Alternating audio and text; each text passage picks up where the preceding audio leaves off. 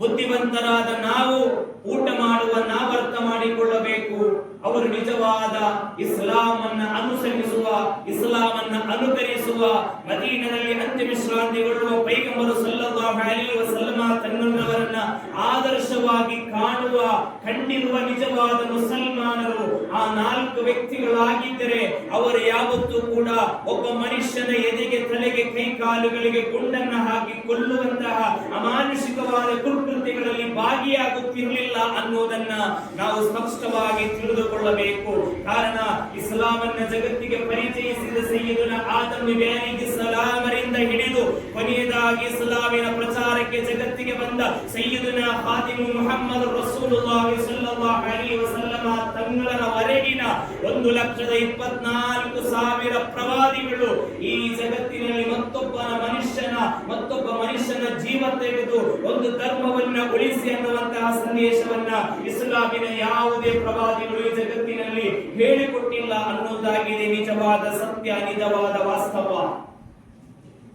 ಆ ಪ್ರವಾದಿಗಳು ಮತ್ತೊಬ್ಬರ ಜೀವವನ್ನು ತೆಗೆದು ನೀವು ಧರ್ಮ ರಕ್ಷಣೆಯನ್ನ ಮಾಡಿರಿ ಅನ್ನುವಂತಹ ಒಂದು ಸಿದ್ಧಾಂತದ ಮೇಲೆ ಧರ್ಮ ಪ್ರಚಾರವನ್ನ ಮಾಡಿದ್ದರೆ ಆದಮ್ ನಬಿ ಅಲೈಹಿಸ್ಸಲಾಮರು ಕೊಲ್ಲಬೇಕಿತ್ತು. 1,24,000 ಪ್ರವಾದಿಗಳು ಮತ್ತೊಬ್ಬರನ್ನ ಈ ನಾಡಿನಲ್ಲಿ ಕೊಲ್ಲಬೇಕಿತ್ತು. ನಾವು ಆದರ್ಶವಾಗಿ ಕಾಣುವ ನಮ್ಮ ಅಭಿಮಾನದ ಪ್ರತೀಕವಾದ ಮನುಕುಲವನ್ನ ಜಗತ್ತಿಗೆ ಮನವರಿಕೆ ಮಾಡಿದ ಪೈಗಂಬರ್ ಮುಹಮ್ಮದ್ ರಸೂಲುಲ್ಲಾಹಿ ಸ್ವಲ್ಲಲ್ಲಾಹು ಅಲೈಹಿ ವಸಲ್ಲಮ ತಂಗಳವರು ಮತ್ತೊಬ್ಬರನ್ನ ಕೊಲ್ಲಬೇಕಿತ್ತು.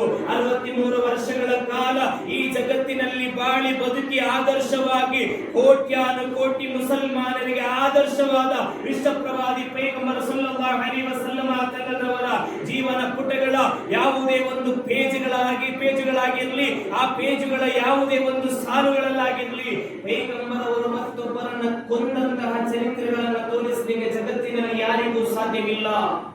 ಇಸ್ಲಾಮನ್ನ ಜಗತ್ತಿನಲ್ಲಿ ಪರಿಚಯ ಮಾಡಿದ ಪೈಗಂಬರವರು ಆ ಪೈಗಂಬರವರೇ ಕೊಂದಿಲ್ಲ ಅಂತಂದ್ರೆ ಆ ಪೈಗಂಬರವರ ಹೆಸರಿನಲ್ಲಿ, ಅವರ ಧರ್ಮದ ಹೆಸರಿನಲ್ಲಿ ಇವತ್ತು ಯಾರೋ ಕೊಲ್ಲುತ್ತಿದ್ದಾರೆ ಅಂತಂದ್ರೆ ಅವರು ನಿಜವಾದ ಮುಸಲ್ಮಾನರಲ್ಲ, ಅವರು ಕುರ್ಆನ್ಗಳನ್ನ ಓದಿದವರಲ್ಲ, ಅವರ ಹದೀಸ್ಗಳನ್ನ ಓದಿದವರಲ್ಲ, ಪೈಗಂಬರವರ ಜೀವನ ಚರಿತ್ರೆಗಳನ್ನ ಅಧ್ಯಯನ ಮಾಡಿದವರಲ್ಲ ಅನ್ನೋದನ್ನ ನಾವು ಮೊದಲು ತಿಳಿದುಕೊಳ್ಳಬೇಕು. ಇದು ಇಸ್ಲಾಮಿನ ನಿಲುವಾಗಿದ್ದರೆ